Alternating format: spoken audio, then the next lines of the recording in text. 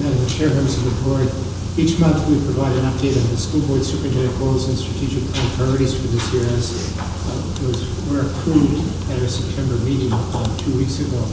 This evening we have just some items that are highlighted, and it's really just in case any members of the school board have any questions about any of the areas that are highlighted in the timing on the areas.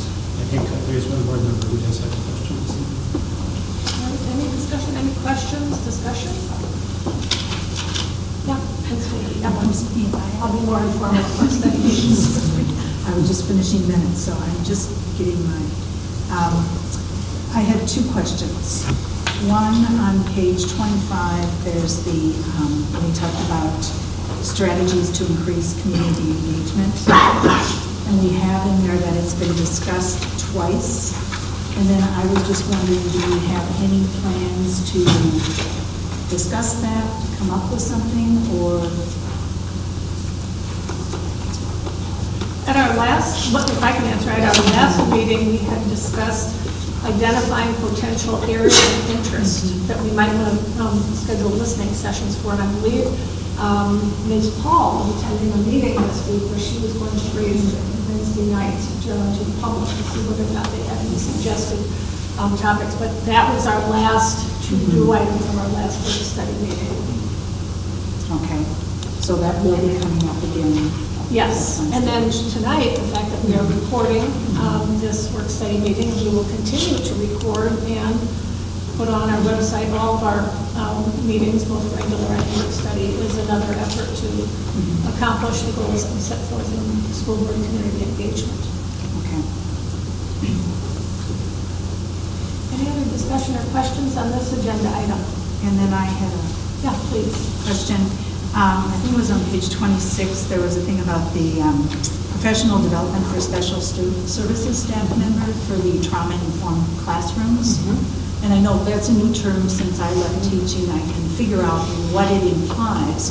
But in terms of, my question was, we've had special services staff members trained. Is training going to be extended to classroom teachers? Classroom teachers going to be given kind of a little bit more background information, because sometimes we were told by counselors that, well, you know, kind of if only you knew, but because of confidentiality we can't. And sometimes it was really helpful to have a little bit of background information in terms of, you know, maybe treading more lightly around some students than others. So with trauma-informed, it is, you're right, it's kind of a, excuse me. It's really about kind of a shift in thinking around kids and the things that happen to children, adverse childhood experiences, which I'm sure as a teacher you're familiar with. Some of our kids come in with kind of a long list of things that happen to them. And so the training, which we hope to provide this year, we have 2 dates that potentially we're going to train the general ed staff or all staff, and now it's teaching and learning, and I've talked about those dates. The trainer that came in August from the University of Minnesota, Clint Cook, and we have a partnership with the Perry program there. He is from the program after our first program, so he came in and did all special ed, and he's willing to come back and partner with us to continue to train. Now, initially, it'll be kind of a broad brush stroke of what trauma-informed classrooms look like, instead of saying what's wrong with you when you have a student with a conduct disorder or when you dysregulate. You might think about it as what you have to do. You think about some of those adverse childhood experiences that pediatricians tell us kind of change the brain and prevent it from being at their optimal learning. So we do hope, and we will, as part of our mental health review, is the biggest area of focus that came from that review was really to do some professional development around mental health and strategies in the classroom. So that will be coming in November when Kayla and I come back with part of our committee and talk about what the recommendations are. So that answers your question. Go ahead, Ellen. And then that training would obviously qualify for the mental health requirements as the continuation. Okay, thank you. Any other discussion or questions? Kim? Yeah, going back to the school board community engagement, what's the meeting that you referenced? Was this past Wednesday night or Wednesday night? I I think it was the World's Best Workforce meeting. Okay. We talked about that at the work study meeting at East Ballston.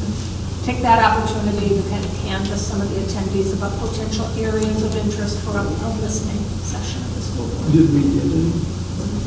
I haven't received any feedback yet. Please, As part of our presentation tonight, we're going to share with you some of the things that came from our World's Best Workforce Advisory Committee meeting. And we have two parents tonight that can shed a little bit of light on probably more how we listen and the expectations for what it means to be heard than specific topics. They'll be sharing some of the feedback based upon the topics that we created conversations for those around. So that'll be part of our next. Yeah, that makes sense to me. I just wanted to focus on this because I would hate to see it, show up on this, on the goals and objectives from month to month to month, and nothing ever happened with it, so. absolutely. Any other questions, Marge?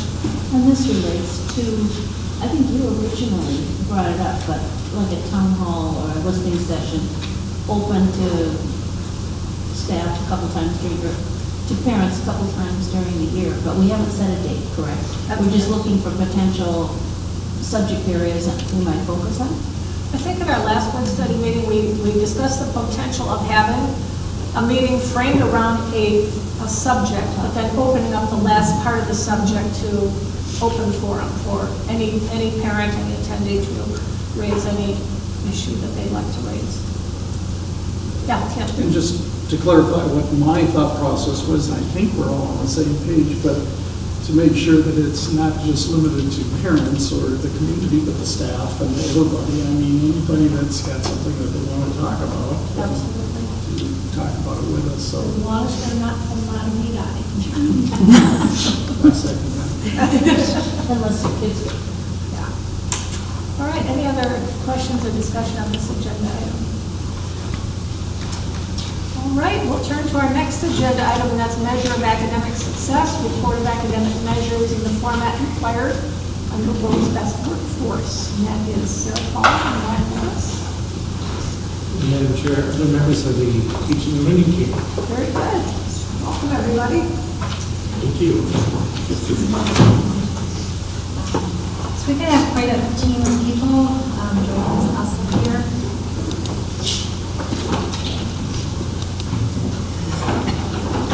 Great. Well, thanks for the opportunity to come and just share with you the work we've been doing to really look back on last year at 2015-16, our academic measures of success, and the strategic priorities that we had laid out last year, the outcomes that we actually accomplished, and how that informed the strategic priorities for this year. And I referenced here policy 616 because as part of our work, we look at our accountability work, and last year we added the role of the World's Best Workforce Advisory Committee. They play a critical role in addressing the statutory priorities that we have. There's room up here. Come here. Monica, join us.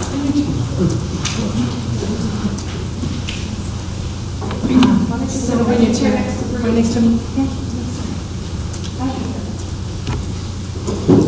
Reflect the parents to be a part of the presentation, so kind of hear what the conversation was, and really their role is to advise you, the school board, on what we're doing and how a broad, diverse perspective from that advisory committee. It has a comprehensive grouping of people that 12 parents, 2 students, 8 staff, 2 board members, 1 business person, reflecting the demographics of the district, split between representation for north side of the district and south side of the district. And so we followed all of the ways in which we were guided by the statute to put this advisory committee together. And so we just want to make sure that you have the opportunity to hear what they are saying should be considerations for you as the school board to consider So how we laid this out, we've got several people up here that we want to be able to answer any questions that you have. We sent a comprehensive document to you in advance. So I'm going to be highlighting and going through each of the slides just to give you a high-level grounding for what that milestone is according to our Rosebud Workforce and Strategic Plan. And then if there's a question, you can ask it at that time, and I'll go through the board chair for that. Otherwise, we've left the majority of our time we've got would be for discussion at the end, but we're open to answering questions as you see. Okay.